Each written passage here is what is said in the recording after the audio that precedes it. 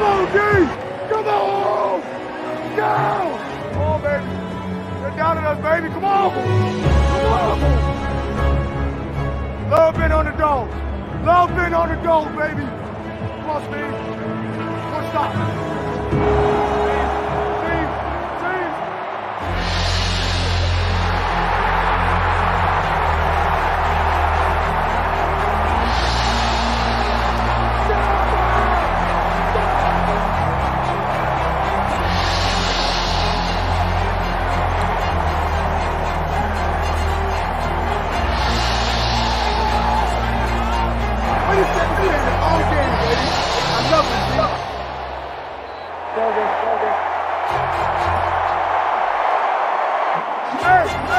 Ain't nobody believe in us.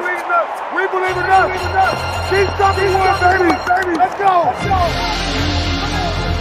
Come on. Let's go.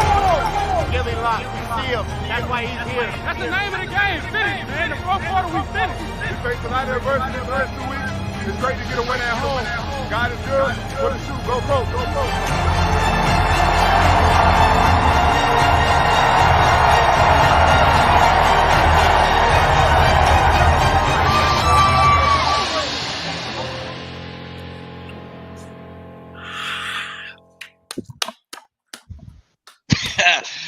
Good evening, everybody. We are going to make a huge announcement right now, but first I'm going to introduce myself and everybody else. I am Matt Rudder. I'm your host. We have Zach Davis, DeMarco Sanders, and Damon Diaz. We are formerly known as For the Shoe, but on recent discussions have decided to rebrand our name due to avoiding legal issues possible. So we are going to now be known as Kickin' with the Crew. And we have a new logo right up there at the top of the screen. I'll pop it up in the middle real fast just so everybody sees it. So we are now known as Kickin' with the Crew. So welcome to Victory Saturday. How is everybody doing tonight? Doing lovely. Tired. How you doing, Zach? Pretty good. Living life. Ready for tomorrow. Ready to watch some Colts football, that's for sure. Yes. AFC South clash, man. Probably the team that I hate the fans of the most at the moment with the Tennessee Titans. I'm going to shout out to Kate real quick. Say hi. Hey. I think this is her What's up, first time man? actually watching the show. What's Good up, friend man? of ours, admin over there at AFC South Fortress, and she's a savage. So anytime Titan fans come at her, she just destroys them every time. So,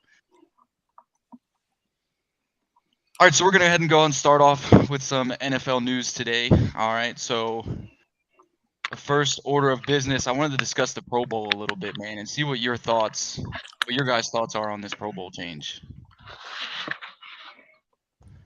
It was only a matter of time. I hate it. Just get rid of the game completely. Me personally, I love it. I love the change. Players were playing a two-hand touch anyway. I think you change it into flag football. That way players can, you can still be competitive. Like me, I can go out and I'll go to the park and play tennis with some random person off the street, and I'm going to want to win however many sets and him 0. So I think you can still keep the same competitive juices with flag football without having to worry about getting hurt. I like it.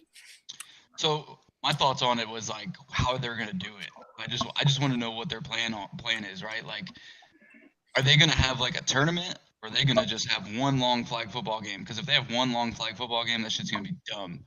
But if you do a tournament of games, 20-minute halves, running clock type deal, like a typical flag game or like setup, I think that would be pretty cool, man. Maybe have quarterbacks pick their teams. From what I've heard, it's supposed to be like a regular game so far. I think Peyton Manning is supposed to be one of the captains, and he needs to find another person to be the other captain. Okay. From what I've heard, that's just a little bit of info that I've seen about it on there. I just hope it's not a 4-quarter long, 15-minute each quarter freaking game. Because I'm guessing Peyton Manning, it might be. Oh my god, that's good. Oh my god, It might be boring.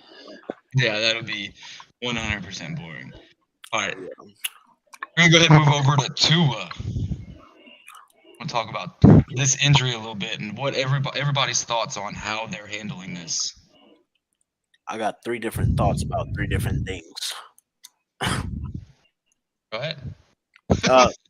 So first thought, from the first last Thursday game against Buffalo Bills, I initially thought it was concussion. There was no doubt in my mind that I thought it was concussion. Didn't think it had anything to do with the back injury. I have 2 herniated discs in my back. It will make me fall to a knee. It will never make me dizzy and look like I'm drunk. So that was first initial thought. Second thought was, I didn't think he should have been playing the following week. I mean, I don't care if he passed it. I've seen several Colts, for example, in Indianapolis Colts go on a concussion protocol. They'd literally be in concussion protocol for like a week or 2. So to me, that just didn't make any sense. And then the other part of it was the media part. Everybody wants to sit there. They were saying that most people are on media. I watch a lot of Get Up and First Take, and they were saying they thought it was a concussion, but the team was going to do an investigation into a pass.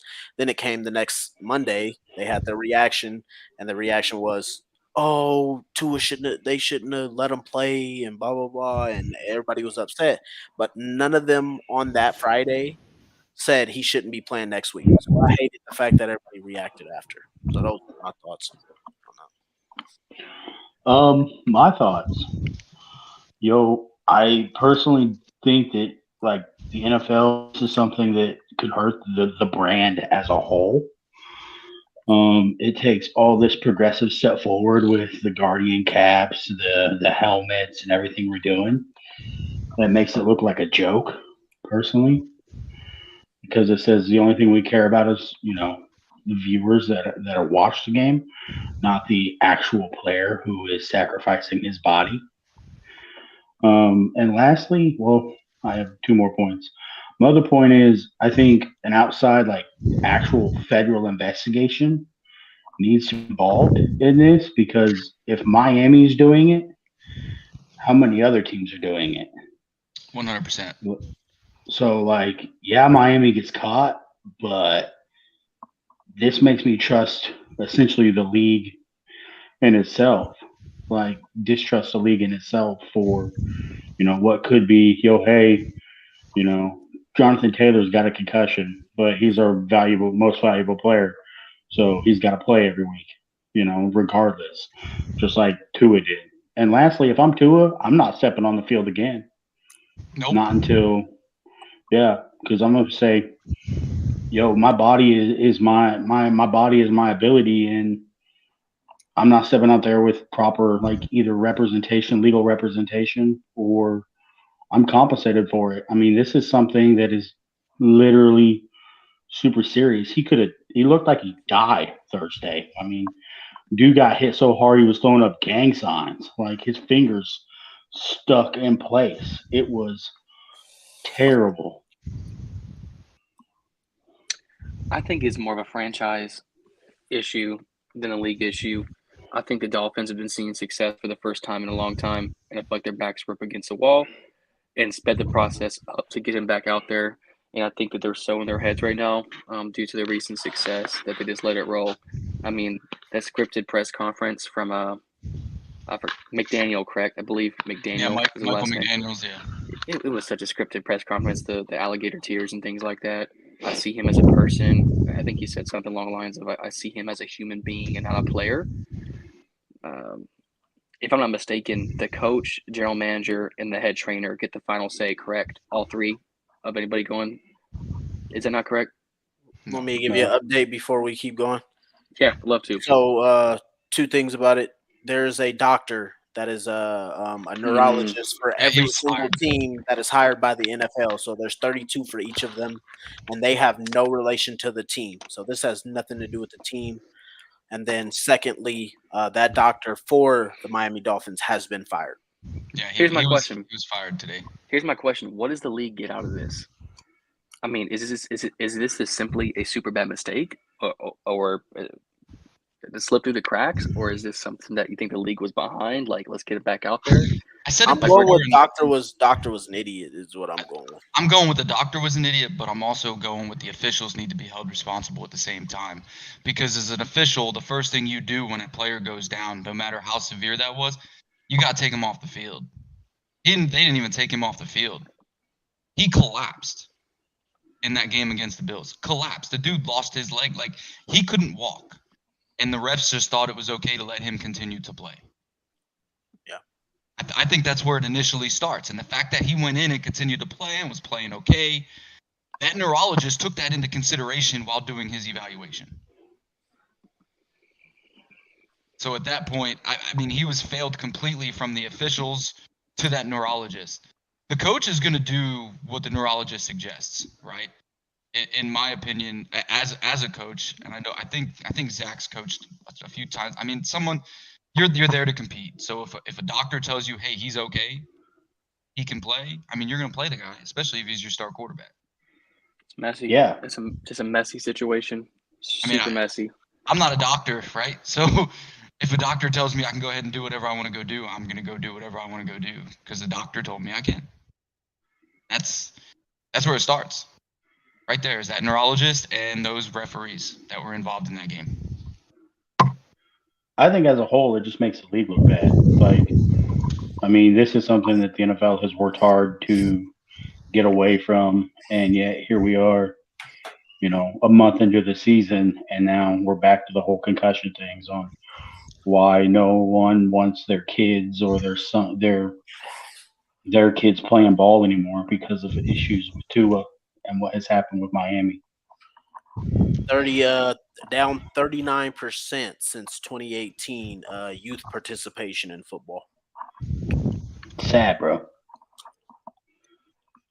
Parents don't want their kids playing. But just like Zach said, it's tough to see him going back out on the field. I felt the same way about Justin Herbert, who had not a concussion but broken ribs. I thought his coach was an idiot. It's week 2. Your quarterback looks like he's dying out there. Why put these guys back into the game? There's no point. Like, just stop trying to kill these guys. I got such like disturbed thoughts just from like how we were with Andrew Luck. Like, we just got to protect these guys. Like, I understand it's a coach's job to win, but at the end of the day, you got to get those guys off the field if they do not look like they're ready to play. And then you got to keep those steps going forward. You need to make sure they're good. That's kind of why I like how precautious the Colts are now. Well, they're literally keep a guy out just to be precautionary. And that's one of those things I'm starting to appreciate. So I agree. So. I agree. And I like that you talked about Herbert. That's going to lead us into the next segment is of around the NFL. Do you think that rib injury is impacting how the Chargers are performing now? 100%. Yeah. Because who? Go ahead, Zach. Go ahead. Who the hell's the Chargers' backup quarterback? If Herbert don't play, that offense is completely different because they can't stretch the field vertically. I mean, Eckler is a running back who's like Naheem. He's pretty much a passing back, a little bit bigger. He can run between the tackles, but Herbert is really the threat, the key that makes the engine that makes the car go, essentially.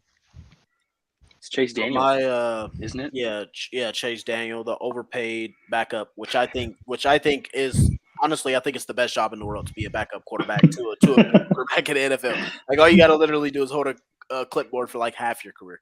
But my first answer was no, Matt, to the Chargers. Was it affecting them? I think Justin Herbert played awesome still. I mean, if you guys I don't know if you guys seen the game against the Jags. Dude, Herbert made a throw, contorting his body, his legs going this way, his arms coming back this way. Just made a hell of a throw. But the Chargers were also missing Keenan Allen. I think Jalen Guyton got hurt in that game as well. So they were literally losing all their people. And then the defense isn't picking up to the names on the back of the jersey from what I saw against the Jags. And I just thought, like, this is what I told everybody in the offseason. You can't just pick up names and think guys are going to come out and give you results. And now this week, they lost Joey Bosa. Just like I said, Guyton was out for an ACL.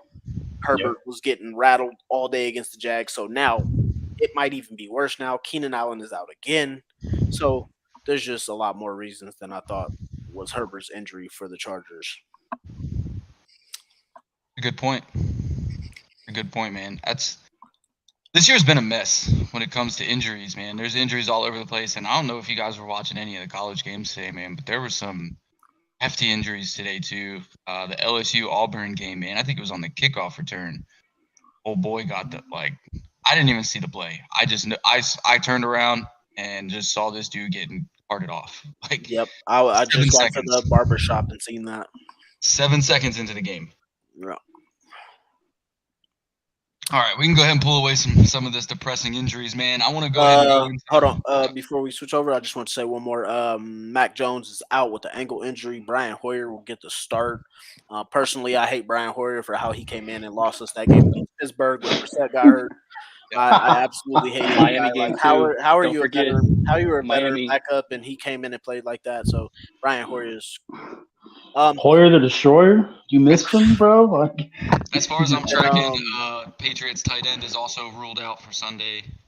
Myles Garrett is downgraded to out after his car accident. This is another thing about the stupid teams. The guy just got into a car accident. Why are we even talking about him playing a football game? I would have been like, no, Myles Garrett's not playing. I'm his coach. It's just like they said about Mike Tomlin. If I was your dad, I'm telling you, you're not playing in that game. So that's one of those things. Michael Gallup will be returning, so we do got some good news off of the injury report, returning from an ACL. Hey, old boy from Detroit's out too, right? What was that? St. Austin, he's out too, right? You said who? Sam Brown. Sam Brown, that's his name. I think he's ruled out. I think he's ruled out for Sunday also. Yeah, Jameis Winston is out. Andy Dalton will be getting the start this Sunday. So if you got a Saints player, be cautious about who you're playing this week. Hey, start their defense. Start the Vikings defense. Dalvin Cook has a shoulder injury. He may be out. As far as I know, I think that was what I heard for the week. And obviously, you guys know our injury report. Julian Blackman has been the only person ruled out. Bernard Ryman and Shaq Leonard are the only two that are questionable as far as a game time decision. We did pull up Chris Williams, which means I'm kind of scared about Forrest Buckner. He will either may be limited the entire game, get limited snaps, or he may be out as a whole. So we'll see on that. All right, so with this Around the NFL, this new segment we're starting, right? We're going to go ahead and do injury reports under the NFL news updates that we're going to start doing in the beginning. But with Around the NFL, we're all going to just talk about, just show some love outside of the Colts. We're all Colts podcast, clearly. But, there's a whole lot to talk about around this game NFL. of football. Yeah, but we love the game of football, and there's a lot of love going, man. And I'm going to go ahead and start it off. And I'm going to go ahead and start it off with this gentleman right here. Oh, I like that little ticker down there. That's dope. I like that. Lamar Jackson. I'm calling MVP. MVP. This man's hated on, is always called a running back, this, that, and the other. But this man is putting up numbers in the passing game this year. This man has 10 touchdowns, 2 interceptions, and that's just passing. He only has 2 rushing touchdowns. And he doesn't have the best receivers either. Yeah, his QBR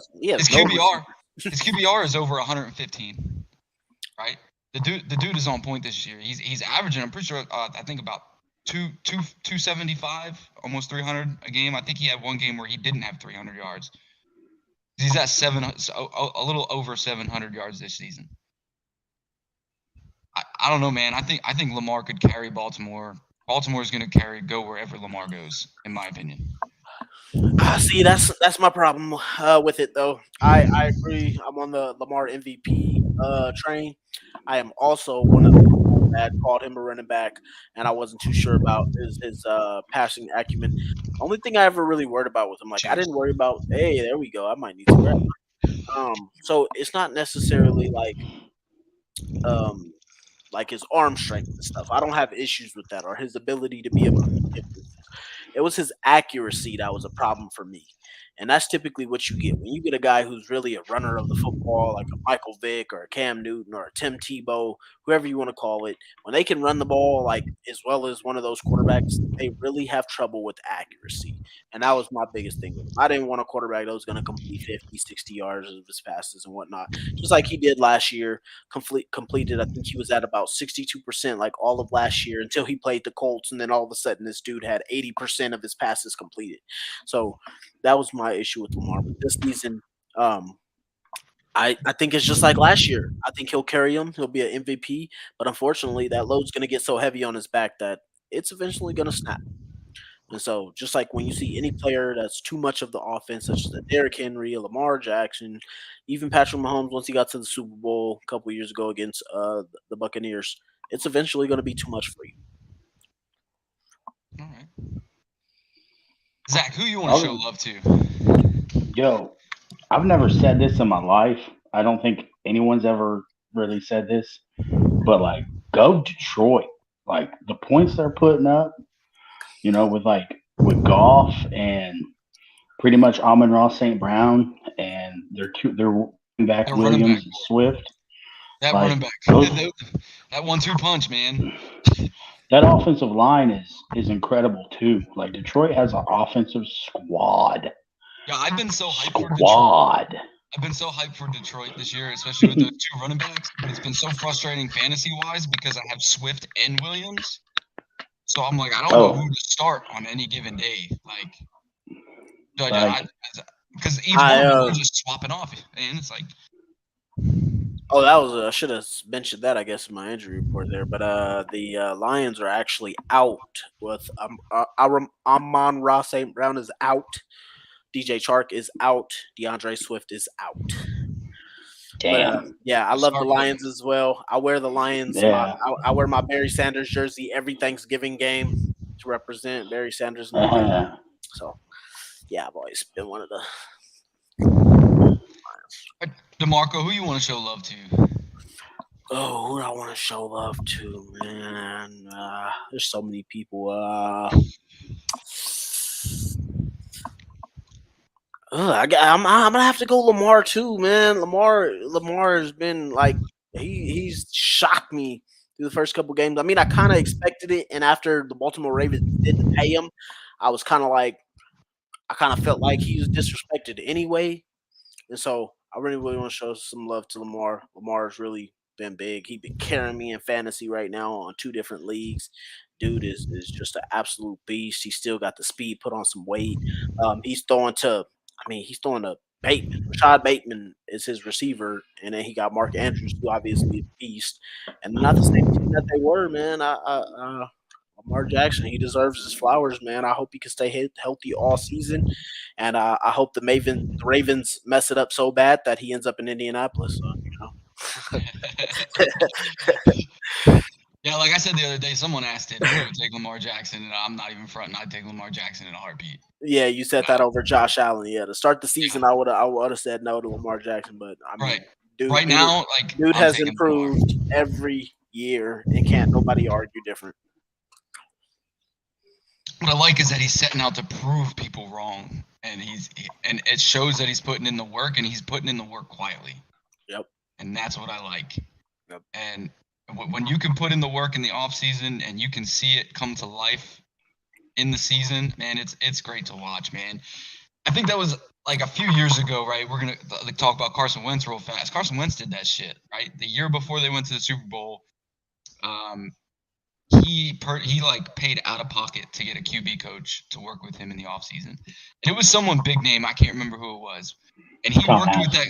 Yeah, he worked with that guy from the day the season ended for Philly all the way till camp started. Like that man was just constantly working. And it showed in that season that it worked until he got hurt. He should have kept that guy. Yes, he should have. All right. Damon, who you got, man? I know you're over there itching. Man, I got Nick Sirianni. Oh, good one. I was going to say Jalen Hurts, but, dude, the Eagles look good on offense and defense. Sirianni, I know y'all remember, got clowned last year for his press conferences, intensity. I'm going to tell y'all something. I like Sirianni a lot as a head coach and what he's brought to that team. I mean, they snuck into the playoffs last year, played a tough game against Tampa Bay. I think if Jalen Hurts maybe had a little bit more experience under him, they could have won that game. But they look good. Jalen Hurts has stepped up, so I think coaching is something that we don't look into a whole bunch. So it's got to go to Sirianni for me. I like that, but that also is like a shot to the heart, because we all know why our offense was so good. Yeah. We know why our offense was able to move the ball, why there was, at least a good game plan in place. And Route Frank, concepts. Yep, Frank has looked lost without Mind Nick if I give you Sirianni. a live update? Yeah, go ahead. Ian Rappaport just tweeted out that the NFL and the NFL agreed to parameters of updated concussion protocol. So Okay. we have a new agreement. Good. Moving quick. All right, let's go ahead and move into week 3 recap. We shouldn't have to spend a lot of time on this because we did a nice little late night show on Sunday, and I think Zach was the only one that wasn't with us on Sunday. Zach, right? You were here with us? Yeah. All right. So yeah, man, we finally got the win against KC. I think a lot of us kind of felt like we were going to get that win just by previous seasons of having pretty decent success against Kansas City. I had a good feeling going into Sunday. I think a lot of the times we got lucky, and that win was kind of lucky. I know DeMarco's looking down there like, nah, but I really think that there were some plays that Patrick Mahomes could have made, and somehow he just didn't see it. But that's me. One more update on Tua. All tests came back clean. I have no idea how this dude has like the strongest bones ever, but somehow he keeps getting concussed. But he is still in concussion protocol, so hopefully they keep him there. I'm tracking they didn't see any type of fracture or any type of injury in his head. I know that they reported that a few hours ago. And then whenever we get into the Chiefs, just let me know if you go to the videos and whatnot. I'll give some little. I'm about to pull up the videos now. Actually, right. I only took a few, so we didn't stay too much in last week. So yeah, so there's took a couple key videos that I really wanted to point out. Most of it is not most of it, but some of the stuff is stuff that you guys already know, but clearly some people on our staff didn't. All right, so this first one here, I believe this was by the rookie. Look at that. Rodney Thomas cover ground. So Rodney Thomas out of Yale, I think you guys might know, number 25. So this dude has a crazy story. I don't know if you guys follow Zach Kiefer or not, if you guys want to look that up. I don't know all the details to it, but I just know that, yeah, we got him. So 7th rounder out of Yale in the preseason. This guy was making tackle after tackle after tackle. He was coming up and making plays. Thanks, Ash, for the update. Yeah, he was just making all kind of tackles. So I figured that I thought he'd be pretty good as Julian Blackmon inside the box. When I seen this play here live, I knew that we would be okay in our second string as far as safeties goes when we went down. Like last year when we had to switch off to Andrews and Dejo, we were just totally obliterated. The dude can come down and maybe make a tackle in the box, but he could not cover.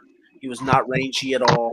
And then dude could not make open field tackles. Rodney Thomas has shown me he has the range. I'm throwing a flag. Hey, we love Sadeo over here. You leave Sadeo alone. Yeah, he's a dog. We forgot to tell you. We fanboyed hard for Sendejo because he's an old man out there. Zach and Matt both smiling at the same time I did. We love Sendejo, man, because he was like old man. We guessed Sendejo wasn't a stud in the passing game, but that man was making plays in the running game. Yeah, see, that's my thing, though. See, that's my thing about safety, though. At safety, you got to be able to tackle for one, yes, okay? But you got to also be able to tackle in the open field, and you got to be able to cover. We need some range out of you. If you're just out there, like he's older than me. What you mean? He's like 38, DeMarco. Hey, Eric Weddle came out for the Rams and helped win a Super Bowl. Eric Weddle's now my age. Sendejo was older than me last year. Yeah, but man, if you're gonna be out on the field, I'm expecting you to be a better athlete than me. Come on now. Listen, I get it, but I'll take the production he did give us because he could have been worse. Go ask N'Keal Harry what he thinks about Andrew Sendejo. Listen, he was better than Greg Toller, and Greg Toller was 24. Yeah, but Greg Toller was Ooh. trash. So I'm like, Yo, I Sendejo wasn't much better. yeah, I don't want to. Yeah, that's what I'm saying. I don't want to. I don't want to compare trash can to a dumpster. You know what I'm saying? So Fair enough. Damn. I just want our guys to be able to cover if you're gonna play safety. That's like the worst thing you can do. Like I'd rather you miss a tackle in the box than rather than get beat deep. That's me personally at safety. Like that's what I want to see from our defense. You can cover, you got range, you're not gonna get beat over the top because that's what killed us week 1 and week 2 of last year. What did Russell Wilson do? Dropping bombs. Okay, next slide here. If you look at the top, if you want to play this back, Matt. So our big difference here on this play. This is our guy Isaiah Rodgers over there at the 40-yard line. If you guys see at the top of your screen there. I do have a question. Hold on, real quick. Did you screen these on your phone? Yes. Yeah, that's why the quality's a little low. Yeah. You gotta do that on your computer, man. Yeah, that's on screen record. Some of the videos actually look better than others. I think it's just how it came out. Yeah. But yeah, so if you guys see Isaiah Rodgers, he's following a faster receiver there, and that was one of the plays that he takes that out and up off, and Patrick Mahomes wants to take that deep shot, but he understands that Isaiah Rodgers has the speed to make the play on the ball, and he doesn't throw it. He ends up running for some short yardage there. So that was one of those plays that Isaiah Rodgers began to take off rather than us having Brandon face on in the game. So this is extra blurry, but you can look at it. Isaiah Rodgers is right here in between the 40 and the 45. Yep. That's right when the out and up route started. That was right when that route was about to break. And Patrick Mahomes wanted to take that deep shot. Yep. And then, but the other part of this too, if you look clearly around, I'll even go ahead and go back a little bit. The defense did a really good job of communicating. Taking away everything else. Because if you see right here at the bottom of the screen, about the 41, 42-yard line, that's taken away. Then you can see Gilmore. You can see running back coming out of the backfield right behind the 30. You got old boy right here between the 35 and the 40. He's clearly already on that guy like it's nothing. I believe that was Fabio Carrique. Yeah, and then you see another receiver here, right up here at the top of the screen at the 40, right below that stop and go route right here. Boom, the out route. That is Valdez Scantling, who taken away. Patrick Mahomes wanted to hit deep. Taken away. Boom. Well, no, you got old boy now. Now he's sitting here at a button hook, right here at the 44. Yep. Taken away, and then we still have a safety covering the deep route. Yep, and then they come up and they make Patrick Mahomes run it and slide rather than trying to throw that ball deep. So that was one of the things that I wanted to key in on. The reason I took that play out of that was because of the fact that all of us have been banging on freaking Gus Bradley's door to put Isaiah Rodgers in the game. He comes in the game, and look what happens when you got a corner with some speed who can follow these receivers. We're not getting beat on stupid routes with Brandon Faison being scared to get beat on hook routes because he doesn't want everybody to be deep. Isaiah Rodgers plays with a different technique. I do want to talk about Isaiah Rodgers a little more. And I know that DeMarco makes fun of me because I think it was DeMarco. Yeah, it probably was you. I always was dogging on Isaiah. Dogging on him. Do you think from the videos that we've seen of him this week at camp or at practice that he's actually going to get the start this week? Oh, I thought you were going to say something. No. No? No. I think that he's still going to Kenny's still going to start, but it's going to be one of those situations when the Colts go nickel. Kenny's going to slide inside, and they're going to bring Rodgers out and play on the outside because he has the speed to match. Almost, I would say he's probably the fastest corner in the NFL. Isaiah Rodgers, blur. He might, and this is high upside. He might be able to keep up with Tyreek Hill, like in a foot race. But I still think he'll be on the roster, cornerback 3, but he'll come in dime situations. So here's my. Well, we'll get into that later. Yeah, see, my thing was I would like for him to get the start, but it's tough for Gus Bradley to part with Brendan Face on. But what the question I thought you were going to ask was, did I think those plays in practice matter? It was just like you said the other week, Matt. It was like we got all these practice squad heroes, I all did you say guys that. who go off in I did say practice and they do these plays. And that was one of my things. It's like when I seen people posting it, he had the crazy interception. It was like, okay, that's nice. I'll give you a little quiet clap. But I want to see people do that in games. So that's where I was kind of just like, all right, let's relax, let's relax. You know, no, Isaiah's now you're just you're right. he's still a really young corner, but I just love his abilities. I love the way he plays the ball. I love his technique. He still has some stuff to work on in his technique, but he also has the speed. He's rangy, and this guy, he locates the football. He locates the football, and he takes it away. That's why I really love it. All right, and then last play here. What this was so I couldn't believe how well we played the edges this game, like all game on Packers Oh, Strong. this is a Like couple. look at our defensive tackles. They're staying in the Hold middle. on. This is what you want to do. You Hold want on. to keep the quarterback in the well. So they try and wash it down, but if you watch this defensive end over here, I believe that was Quiddy Pay. He does not get sucked down into playing that run like we do all the time. It's going to be a big key for us playing against the Titans this week. The way they played the Colts played this last week, they need to play it the same way this week with a little bit more discipline. And as you can see, our defensive end on the left side, uh, that's going to be Yannick Ngakoue on the left side there. He tries to hit a move inside, and as soon as Patrick Mahomes sees it, he thinks he's going to go back out that way.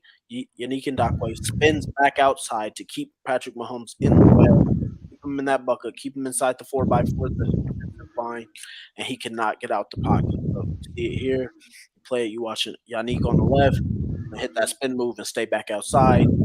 Right in, keeping him inside. Patrick Mahomes has nowhere to go. They're pressuring him. He throws the ball, throws it inaccurately. And so right there again, keeping him in the well, stop for a short run. We should have had like 3 or 4 sacks. Luckily, Patrick Mahomes got past the line of scrimmage and it wasn't a sack. But I mean, just look at it. Just keeping him in the well all game long, not giving him those extra plays that he wants. Look at it. Look at it. Just can't go anywhere. Staying I active. typically don't speak on your film sessions because it's your thing. But if you go back and watch last year's AFC Championship, and then you watch this year's game versus the Colts did exactly what the Bengals did: rush forward, contain Mahomes, and dropped 7 to 8, and really just kept Mahomes so where he can run around, but at the same time nobody's going to be open because if you blitz Mahomes, you're dead. Like Yeah, he is, exactly. he's the dude you can't blitz him. He's like Tom Brady. You're dumb if you blitz. You have to change your back in late. You have to force him to stay on his spot, and you can't allow Mahomes to get creative because in that aspect, he's like Brett Favre times 10. Yep. And so that was one of my biggest things. That's why I actually thought we would beat the Chiefs from the get go. So Matt, that's why I said when you said it was luck, I didn't think luck had anything to do with it personally because I just think we match up really well for the way that Mahomes play. We play all the coverage on the back end, um, and we just I mean for some reason our pass rushers just play better that day. And we keep Mahomes in the pocket and make him scramble around, and he can't get his feet set, and he makes inaccurate throws. And Mahomes is 3-5 against the AFC South. Who would have knew? Go ahead and talk about our offensive issues through 3 games. The offensive line.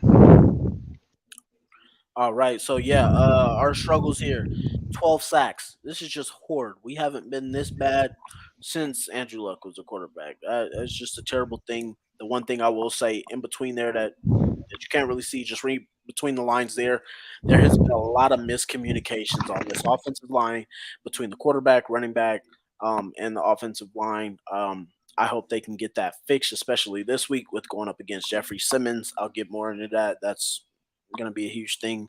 But just 12 sacks is that just shouldn't be allowed. As you guys can see, 9.39% of dropbacks he's being sacked on. That's 5th highest in the league. Only other QBs who are getting sacked that much either have really bad offensive lines or their quarterbacks are just burping the baby. They're holding on to the football all damn long. Then we have 38 pressures on 118 pass attempts. That's 28% pressure rate. That's just another thing. I mean, we got to fix that. We got to be able to give Matt Ryan some time in the pocket to be able to make some throws. At least give him enough time to sit in the pocket and throw the ball away if we aren't finding somewhere to go with the football. And then 3+ seconds just to throw the ball. This is to throw the ball. That's just 8% in the league right now. That's a really terrible stat as well. But if you guys remember last week, I said that Kwity Paye had mentioned that Trevor Lawrence was getting the ball off in 2.3 seconds, not giving the pass rush time. So I think a lot of these issues through the first 3 games is something that we can fix. So by the end of the year, people are talking about the team having one of the best offensive lines again. So it needs to be something where we're getting the ball off faster, better communication between the offensive line, quarterbacks, running backs, and then just receivers. I mean, at some point, these guys got to start getting open. I mean, that's just pretty simple. I think what's going to happen is we really need to get Jonathan Taylor rolling, because clearly our passing game has always started by having a good running game, and that's where my concerns come into play. Got Is that our another running, step for that. like I understand that Jonathan Taylor, I believe, is 4th in the NFL in rushing yards at the moment, but he should be number 1. Last year we had the top 10 rushing attack when it came to offensive line. I'm pretty sure the NFL counts our offensive line as the number 1 running offensive line in the league last year, and this year it's just not there. They're actually rated top 10 right now per PPF. Or PFF. Which is crazy. I mean, I get it, but I think that the offensive line is getting love from PFF because of what Jonathan Taylor is able to make happen. Because our offense, when we run the ball, if you look at when our running game is successful, it's never straight up runs. It's never the halfback dives. Nope. It's never just these straight off tackle runs. I hate that we don't mix it up. We go into this spread set. We always start the year. We always do it to where we start off. We don't run the ball in misdirection. We're not pulling guards. We're not pulling tackles. Frank does it. He just for some reason the beginning of the season he doesn't want to do it, and it makes our offensive line look like crap. And everything's out of gun. Everything's out of shotgun. Everything. It doesn't need to be. It doesn't need to be. Jonathan Taylor, all you gotta do is hand him the ball. He'll make it happen. Gotta blow people off the ball. All right, and then this one here. So this is something that we haven't really seen from a defensive coordinator. I played back since we had Chuck Pagano. We've really been cover 2 shell most of the time, or we've been cover 3 now. Was Gus Bradley in this game. So the first 5 coverage of the game. So this was him switching up. So we even played cover 1. We played Robert cover 2. Cover 3, cover 4, as you guys can see there. This was just Gus Bradley pretty much saying a big fuck you to all the people that said that he couldn't take care of Patrick Mahomes. So a lot of what was being said was that Patrick Mahomes has been killing his defense. But if you go back and look at Gus Bradley's defense against Patrick Mahomes, he has not had good players. He's not. Like most of the defenders on the Raiders were garbage that he had. So now that he's finally got some players, you can actually see what he meant by he's actually thought that he's done a good job on Patrick Mahomes. And so the fact that we mixed up coverage when our first two games of the season, we literally were just being eaten alive by sticking in one zone pretty much. And then switching it up to KC, we literally switched up a lot of the coverage, and almost every time we switched up our coverage instead of just staying in one base defense like you're some kid who plays Madden and doesn't really know what you're doing, so you choose the same defense over and over and over again. We actually had success.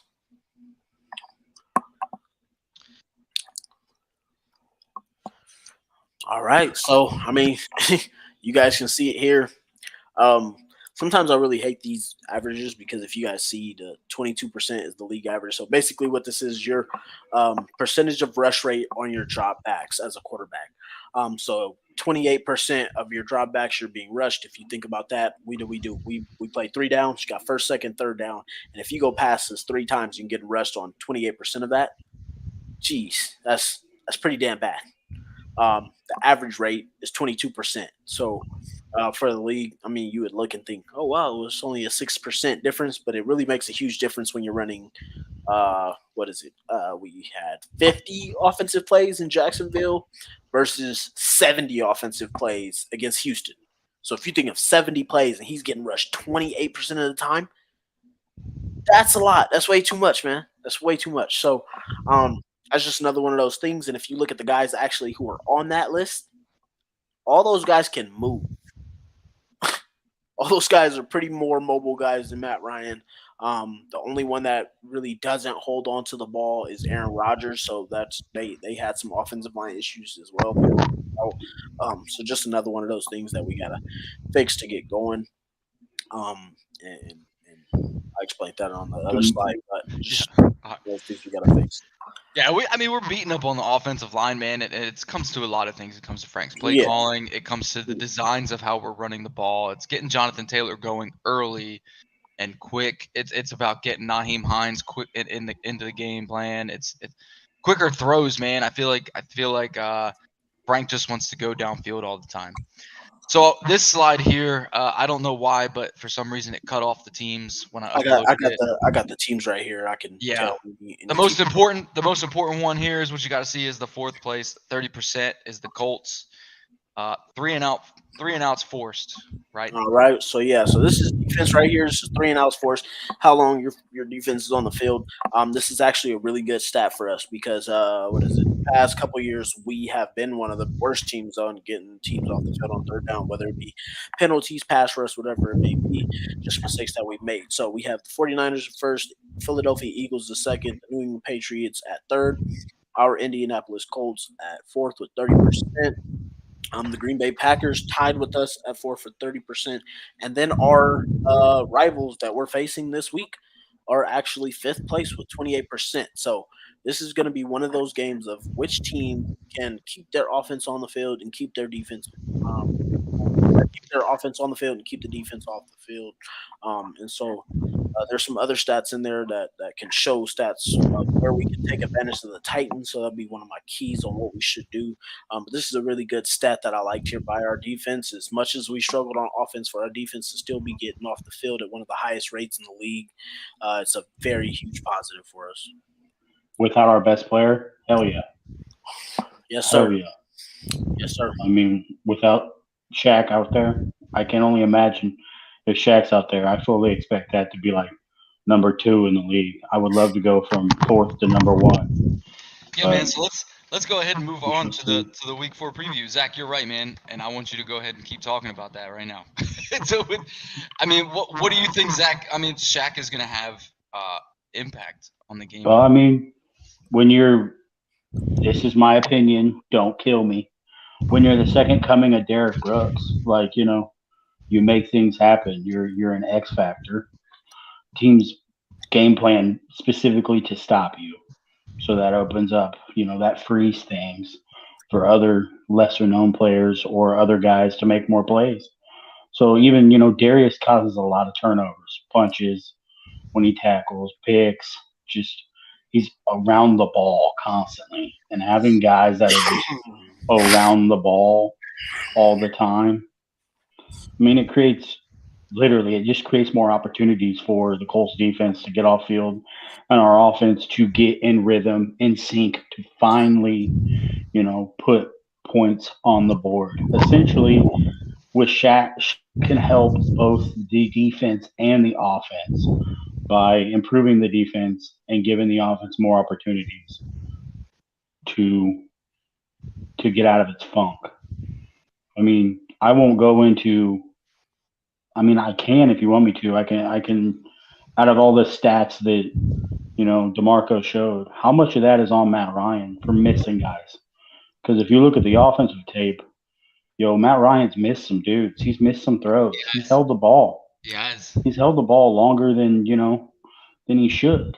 And a lot of that is how comfortable is he?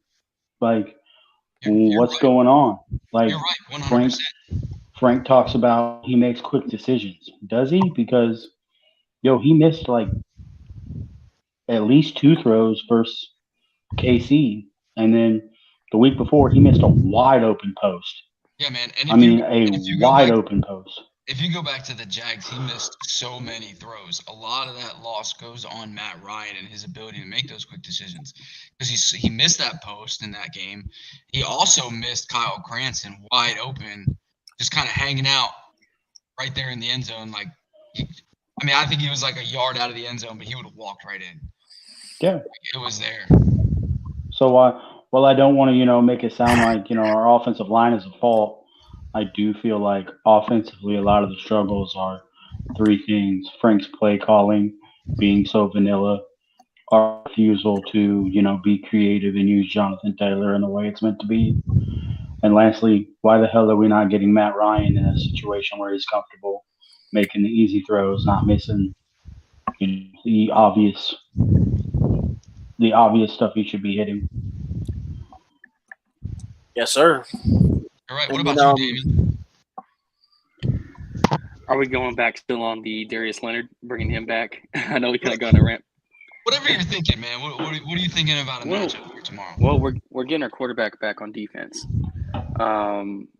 I want to give Gus some credit here for making that linebacking core work with Darius being off the field. But I think coming into tomorrow, our defense is going to have a little bit of its identity back. But I do want people to understand that he's probably going to be rusty. He's not going to look like mid-season form, playoff form Darius. He's going to have some kinks he's got to work out himself. But just someone that the defense can kind of rally around, which I do hope D-Buck plays tomorrow, just so we can see that solid unit on defense. But I do understand the need if he doesn't get ready to go tomorrow. But outlook on offense-wise tomorrow as well. I just want to see us establish the running game early. I don't want to see this out of shotgun on first down. We're taking the dink and dunk to Kylan Granson, a 2-yard gain to JT on second down, and then a deep shot to Ashton Dulins, incomplete pass on third down. Our last 3 games, I feel like we've had multiple 3-and-outs first drives of the game, and it's just a horrible way to start the game. So hopefully we can get some things moving here for us early in the game, and we're not playing catch up. And yeah. Nah, man, you're right. I think the thing that drives me nuts the most when a game starts is if we start offensively and it's a 3-and-out. I don't think there's anything that pisses me off more watching football than a first drive 3-and-out offensively. Remember what I showed you guys. The Titans are number 5 at forcing 3-and-outs, so don't be surprised. Yeah, we see that, but still, Frank's got to do I'll say this. First drive. I don't mind it versus a quality opponent. The Titans are a quality opponent. But we shouldn't have had a 3-and-out versus Jacksonville Jaguars, freaking Houston. That's not acceptable. I think we might have to take the slights off of Jacksonville until they show us that they're going to turn back into who they were. So we gotta be a little bit because. And then you do got to remember the Houston Texans, as bad as they are, when you play a divisional opponent, they're going to play a little bit closer to your competition outside of last year, and they have gotten a bit better. And you also got to think about it, man. Jacksonville's shown a lot more this season so far than Tennessee has. So to me, the more quality opponent at the moment is Jacksonville compared to Tennessee. Tennessee, the only team they've beaten so far this year, is the only team in the AFC that hasn't won a game yet. Only team in the NFL. Yeah, the only team in the NFL that hasn't won a game yet. They've only beaten the Raiders, and the Raiders don't look good at all.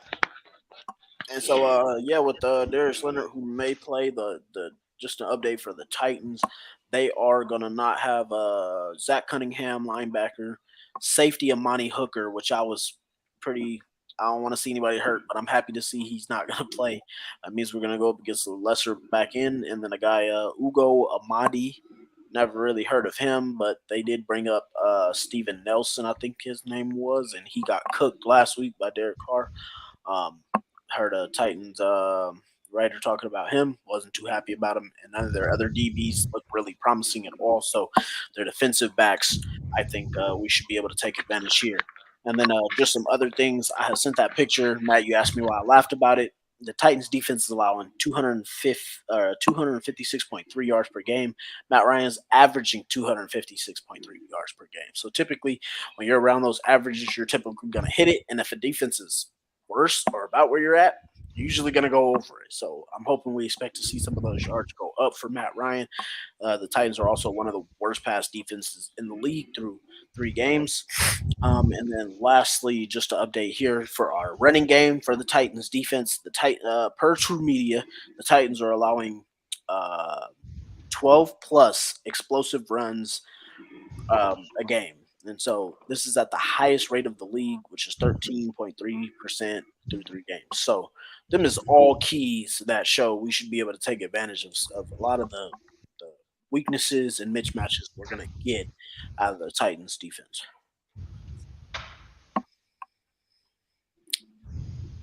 I'm just gonna skip this. I don't need to talk about the Rams. There you go. All right. So then what we got here is I just took some pictures, just want to key in on a few things that I really think that our defense needs to hone in. I think I deleted the first original picture I have for this. So our 3 keys to the game on offense were going to be don't let Ryan Tannehill get outside of the pocket on them dumbass boots that for some reason that we don't cover. Like we just don't We seal forget it how in. to cover it. Yeah. Yeah, we just don't come down. We chase the run, and we forget he'll boot right out of us. Obviously, Derrick Henry, need to key in on him, and then Traylon Burks. He's not going to be their best guy. He's not going to be whatever. Robert Woods has done more than him. But what happens is Ryan Tannehill loves to do the play action, or he'll run the ball to Derrick Henry. He'll come off that play action, and there's going to be that shallow crosser that comes across that's almost always open. So those are going to be one of our keys there. What you guys seen on that first play was him dropping back. They've been trying to do this a lot more. So right here, he throws the screen to Derrick Henry in the middle there, and they're not really covering. Nobody's really covering the screen. So they're doing this a lot more. They're throwing the ball to Derrick Henry. They're getting him involved in the passing game, and they're trying to spread the field more because they don't really have too much trust in the receivers. Right here, pretty much the same play. Kenny Moore got scored on against Jacksonville. I think when we went down 14-0, the play to Christian Kirk. So this is just a slant. Reason I took a picture for this because how far this corner is playing off. What I've seen from Matt Ryan, when I watched the film on Matt Ryan is not like I don't want to say he's dumb or anything. The dude went to a really smart school or whatever, but he does not make real reads most of the time. If we can make him sit in the pocket and become a passer, He means Ryan Tannehill. yeah, Ryan Tannehill. So he's basically he already knows who he's going to throw the ball to. He's snapping it. He's putting his foot in the ground and he's throwing. If we press their receivers and we make their receivers fight off the press, we should be able to have a pretty good day as far as completion percentage wise and even cause some turnovers. He's basically going to snap it. You can see Derrick Henry still in the backfield. He's play faking and he's hitting those slants. Another one here. He's pretty much this one I showed. This is from the push from the Titans offensive line. They're still a pretty good run blocking team. They're going to try and get force against us. We got to win some matchups up front. I don't really think they're all that strong. They did lose Taylor Lewan for the season, so they're really weak at left tackle right now. And we got to win some matchups up front. This one here. So the Titans, their pass rush. I am really worried about their pass rush. This is our 3 keys on defense are going to be Jeffrey Simmons, who I do not want to see him going one-on-one with Danny Pinter at all day. So I heard our game plan for Chris Jones last week was to double him every time. So I don't know if you guys seen the play, probably been circling around. Danny Pinter goes to block a guy. Ryan Kelly almost looks like he's going to help him, but Danny Pinter has the guy held up, and a blitzer runs right past Ryan Kelly. This was because the game plan was to always trip Chris Jones, and Ryan Kelly just wasn't aware, like a Quentin Nelson, who could literally peel off a block and go blow somebody up. So it's almost going to be the same plan for Jeffrey Simmons. Then we have Kevin Byard at safety, and I can't necessarily say they have a third, except for Danico Autry. We're all familiar with Autry. He plays his tail off against us.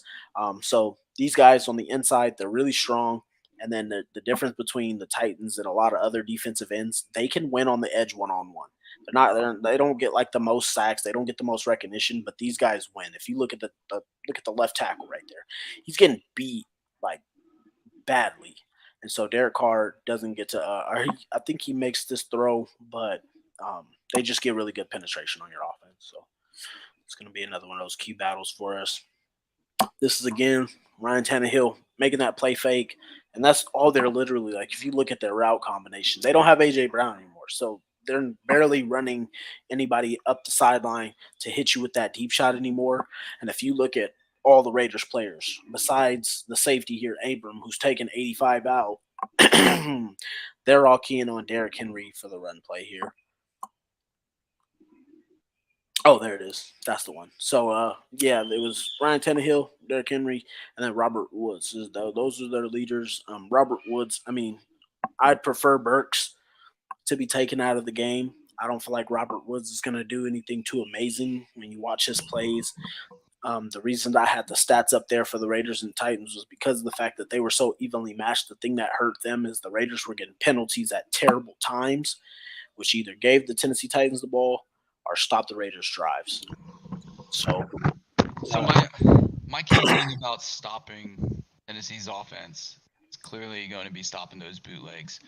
I'm not too concerned about Derrick Henry. We've done fairly well against Derrick Henry unless Ryan Tannehill starts running on those bootlegs. If we can contain Ryan Tannehill, I think we win this game. Their receiving core does not scare me. Robert Woods has never been a wide receiver one. Maybe he was for the Rams at one point, but Cooper Kupp was always the better wide receiver. It's just containing Ryan Tannehill from running those bootlegs.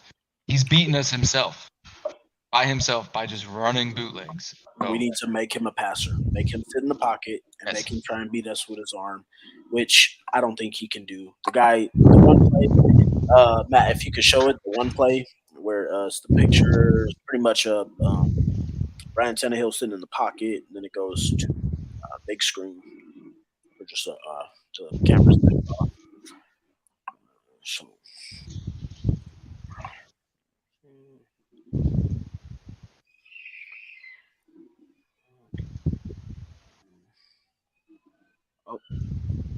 Go ahead, keep going.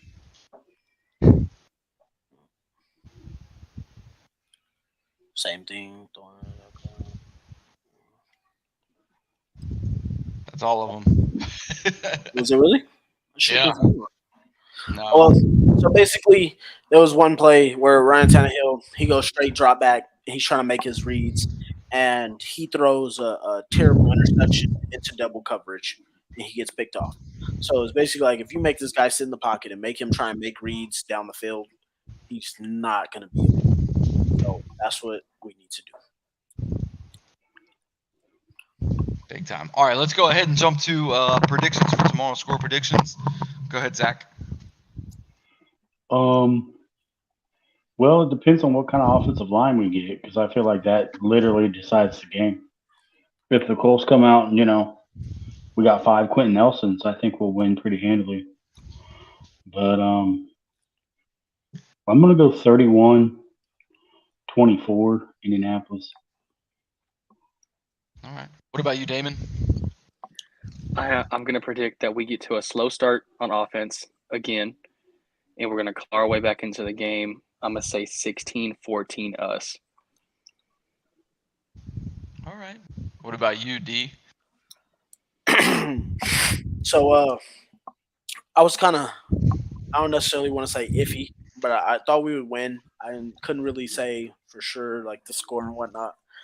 But once I seen that we would likely have Darius Leonard back, I almost put it to a guarantee at that point. I was being 24-17 Colts. Yeah, I don't know, man. I think I kind of got us dominating Tennessee in a 31-7. I'm not too worried about what their offense has been showing the first quarter of the season. Derrick Henry's not Derrick Henry anymore. I don't care if he looked like Derrick Henry against Vegas. Vegas is 0-3. They're 0-3 for a reason. Huh? He still only had 81 yards. That's what I'm saying. So everybody's like, oh, Derrick Henry's back, and the guy hasn't even done anything at all this season. He doesn't look fast. He doesn't look strong. He doesn't look like Derrick Henry that we're used to seeing. Not scared of him. A.J. Brown was probably, one of their main targets, and he's gone. But what we need to contain in the passing game is their tight ends. Tight ends have torched us in the past. So we need to make sure that we contain those. But honestly, I can't even name one of their tight ends right now. So Austin Hooper. Yeah, but I'm pretty sure he's out. I don't know if he is or isn't. I got a injury update. I'm pretty sure he's not playing. He's on my fantasy team. Yeah. I benched him. He hasn't done shit for Yeah. me all year. So I think he's gotten me 1 point all season on fantasy. So and Ryan Tannehill just doesn't scare me. Their defense, I've been watching them get torched in the passing game. Yeah, they've got a decent pass rush. If we can get the run game going, that's just it for me. I'm not too concerned with Tennessee. I don't think Tennessee is who they used to be. I think they put themselves in a salary cap hell that I've been talking about all offseason, and nobody wanted to listen to me. And it's starting to show. It's starting to show. They ain't got money to spend. They don't have players to keep.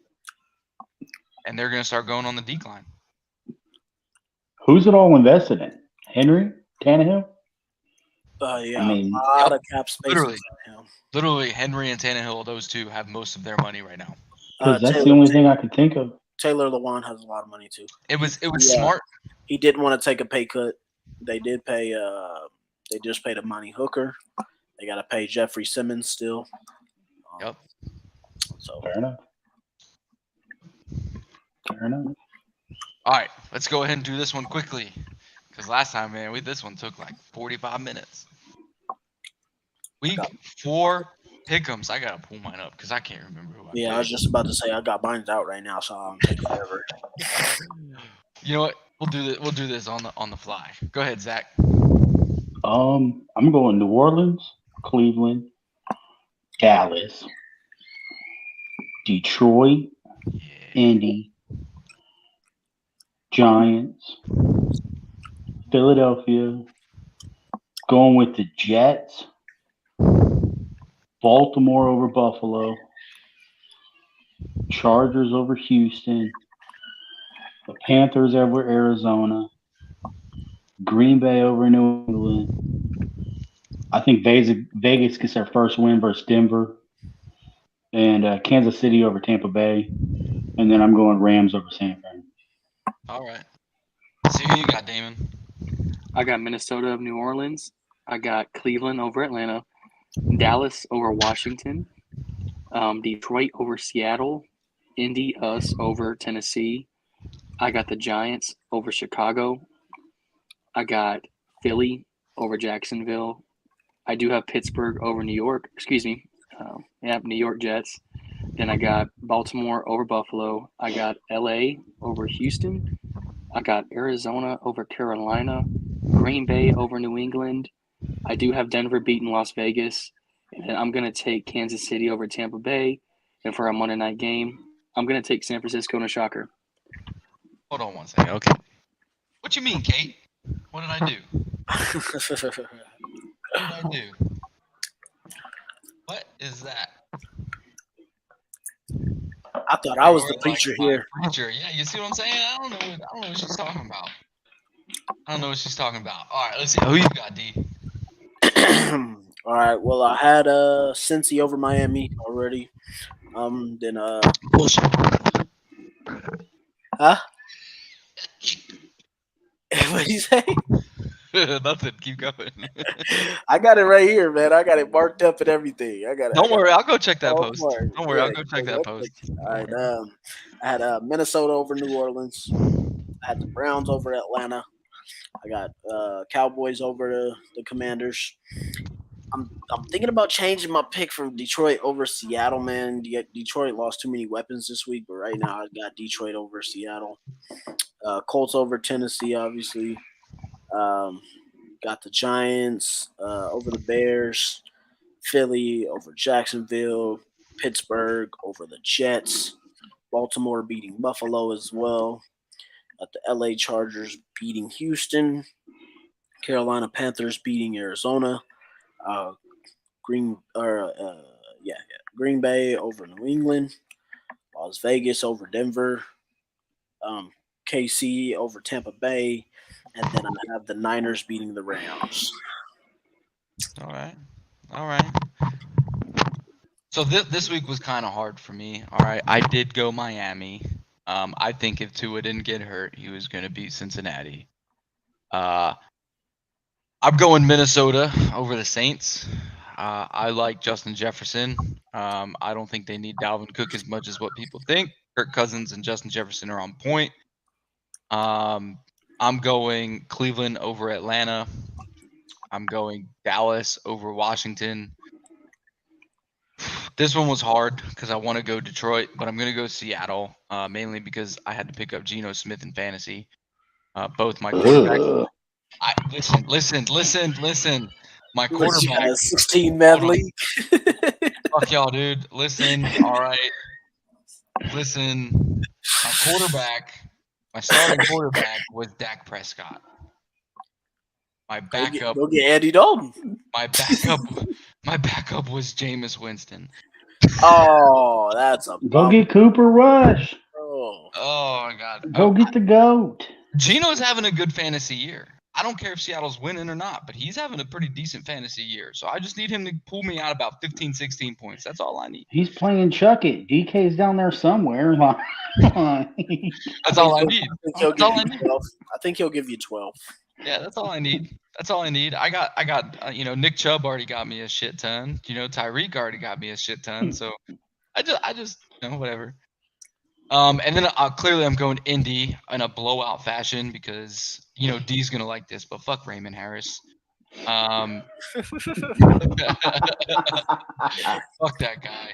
Fucking dude doesn't ever want to listen to me when I tell him some shit.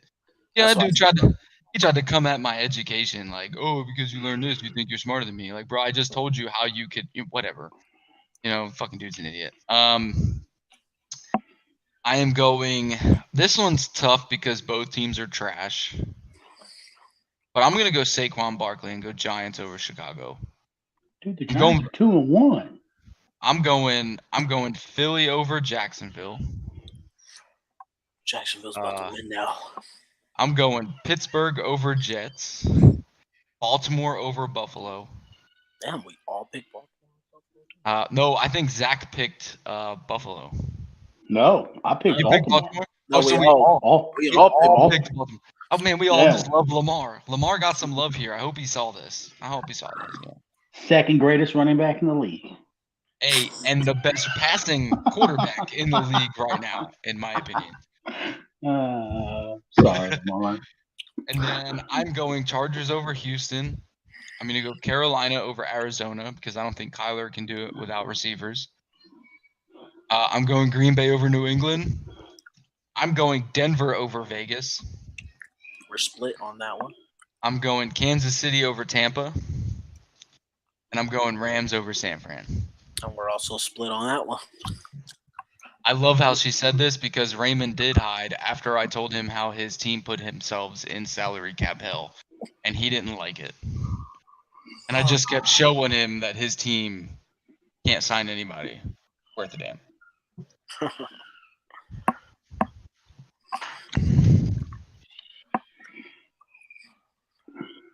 All right, so we've got about 8 minutes, right? So we hit the hour mark? Yep, that's 6 minutes? How we go so fast? Hey, I know one of y'all got something in history y'all want to talk about. I know it. One of y'all are itching to talk about something. Like NFL history? Like, yeah, I want to know how the hell the Raiders are 0-3. That's a good point. Like that roster is loaded. No, it's not loaded.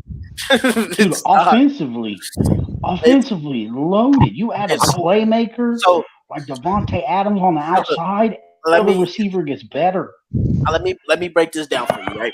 So look, everybody was high on the Raiders, right? I already knew from the jump they weren't going to be that good because McDaniels, he's trash. Not a good head coach. Trash.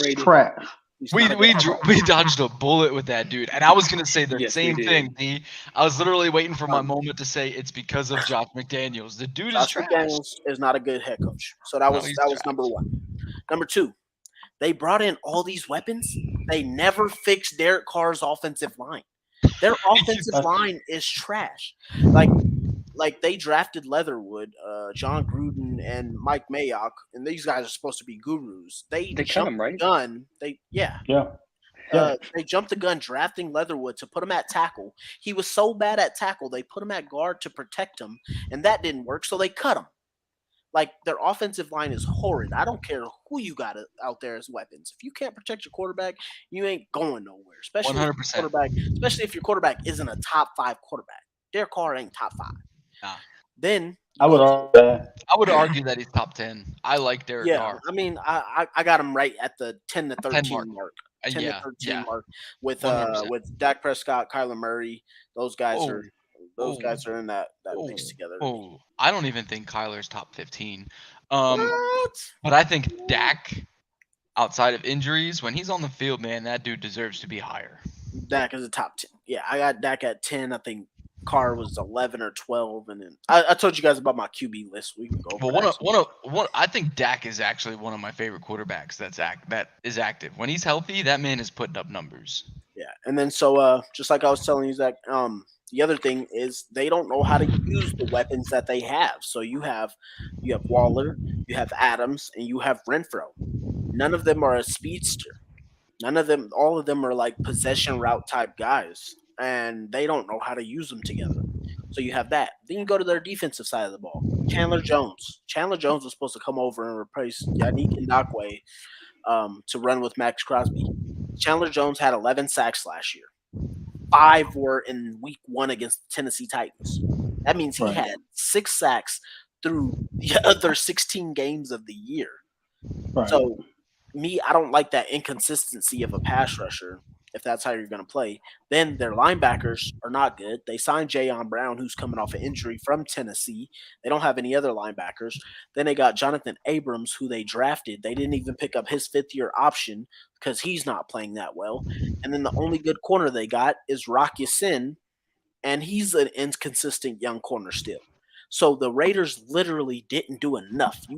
People think every time you just get a bunch of names and you put them on your board to say this is our team, they're supposed to go win 12 games just because you put them on your team. The reason why I ask is because offensively, McDaniels is a terrible head coach, but I figured like his play calling would be better. But yeah, when you watch a Raiders game, it's almost as frustrating as watching Frank Reich call a freaking Colts game. Like it should be Listen. easy with those weapons. It should. Listen, yeah, that should be like guaranteed 400 yards. listen, Easy. I'm 100% a Frank Reich hater, but goddamn, dude, that's a low blow because Frank is 10 times what Josh McDaniels is. Dude, watch a Raiders game and try not to rip your eyeballs out. I watched literally parts and pieces of that Raiders game last week versus Tennessee, and I find me a spoon so I can gouge my eyeballs out. It was terrible. Terrible. That's my rant. That's my soapbox. So I yeah, don't understand how a team can be that good on paper and be that trash. That was my thing from the jump. I had the Raiders and the Broncos at the bottom of that division, and it was for the Chiefs and Chargers to take from the get-go. Yeah. I thought the Chargers would be a lot better if they were true. But, I mean, it's, again, second year under Staley? Third year under Staley? They need to fire. I fully expected the AFC West to be the best division. When they added Russell Wilson to Denver, the Raiders weren't terrible last year. They were a playoff team. Right. So adding Devontae Adams, I thought was gonna, help them. Just adding that one name was gonna help them beat. Yeah, not great. I didn't expect the Raiders to be Super Bowl contenders. Hearing all these damn analysts calling them Super Bowl contenders, no, I didn't see it. What I saw was a solid team that was trending in the right direction, and instead they're trending in the wrong direction. They're going backwards. And then you got Kansas City, and you're just like, well, whatever, man. The Raiders and the Broncos got this much better from last year. Right, and the Broncos, just adding Russell. Russell, 2 years ago when we did this show, I said Russell was my favorite active quarterback. Right now, he's not, and he hasn't been for a couple years because he's just been mediocre, since 2018 or whatever, And then you got was it Casey? The Chargers, right? The Chargers are stacked, both offensively and defensively. Just with the names on the jersey. That's what I'm But saying. they went, in my opinion, only 2 of those dudes fit that roster. Casey Jackson on defense, and like I think that might be it I on think the defense Chargers that could fits. instantly be a better team if they had a different coach. Really? I think their Yes. coach sucks. I think Brandon Yes. Staley is Wow. awful. I think Yes. Brandon Staley is Wow. awful. I think that's the only thing they're missing is a coach. And health. I hope. And health. Yeah, that Yeah. They're too. definitely way unhealthy Yeah. right now. Definitely unhealthy right Like now. the Raiders just got a lot of holes in their team. Chargers, they just got a hole at coach. Let's talk about how the NFC East right now is the best division in football. That doesn't Oh, surprise me though. I wouldn't call them that. They are statistically I proven. mean, statistically they Statistically, are. Statistically, yeah, but But that's I'm not gonna put the Giants and the Commanders up here. Mm-mm. no. Really. I think the NFC East has the highest winning percentage right now, and that's even with the Washington Commanders only having one win. Yeah. It's just tough. Yeah. I mean, the In Giants are my still in the moment where I'm like, who are the Giants, right? What are the Giants going to be? Is Saquon back? Is Saquon just now getting his confidence? He even said it. He's still trying to build his confidence back from the amount of injuries that he's had. He's afraid to do things that he used to do when he was first drafted, right? So are we getting Saquon back? Is Daniel Jones an actual quarterback? no, he just doesn't throw picks anymore. But like, he's not a starting caliber quarterback. The Giants have the biggest like rebuild in the division, in my opinion. Washington is a cesspool of just patheticness, and in my opinion, that whole organization just needs like from ownership to head coach, gut the roster, do a total rebuild because they will they'll be in mediocrity for a while. The one thing they have that I think they don't do enough with is that defensive line because that's all they have. They don't invest in their corners. They don't invest in their safeties. Offensively, I don't really feel like they have an identity. Um, However, I'm gonna gush on Philadelphia. Like, yo, they got weapons in Philly. They got running backs in Philly. And Sirianni's play calling is absolutely genius. I mean, they went from not running the ball last year to just running the ball, and now like it's opened up everything. Hurts looks like a different quarterback. He's my pick for MVP. I know you guys are hardcore Lamar, but I think Hurts is going to surprise a lot of people. And I couldn't stand the dude coming out of Alabama, or Oklahoma, or wherever he transferred. But he looks like a brand new quarterback. And then Dallas is Dallas. I mean, when you're the richest owner in the NFL and you can use that cash over cap to get any talent you want, you know, something to be said about whether you like McCarthy or not. He's a good coach because they continuously, consistently win. Even when your starting quarterback that you paid $240 million to, or however much they gave him, gets hurt and snaps his leg and then hurts his thumb or whatever he did. Well, I mean, McCarthy looks like a good coach, but it's easy when he ain't the one hiring his defense and offensive coordinators. True. Valid point. He Valid got point. two guys on his staff that are literally about to take his job. Offensively, Kellen Moore, absolutely. Dan, I don't know. I don't trust Dan Quinn as a head coach again. I don't either, but Jerry Jones would hire him if he didn't have Kellen Moore as an option. Yeah. All right, guys. We're gonna go ahead and end it there. We went way about 23 minutes over. Good show. So tomorrow, Tennessee, Indy blowout. I'm calling it. Indy blowout, and hopefully Jacksonville loses, and we can kind of take the division back. Get the goddamn win. Get the win. Get the win. All right, everybody. We hope you all have a good night. Thanks for watching with us. Come back next week. We'll be here Saturday to talk about tomorrow's game and Thursday's game. And reaction to tomorrow. Yep. we're gonna react to both games because we got Thursday. Oh We're gonna yeah, have a lot to talk Thursday about night. next week. Yep. So next week we're just gonna go full blown into all Colts because we got 2 games to talk over. For sure, for sure. All right, everybody. Have a good night. Go Colts. Go Peace and love. Peace and love. Go Colts. Go Colts.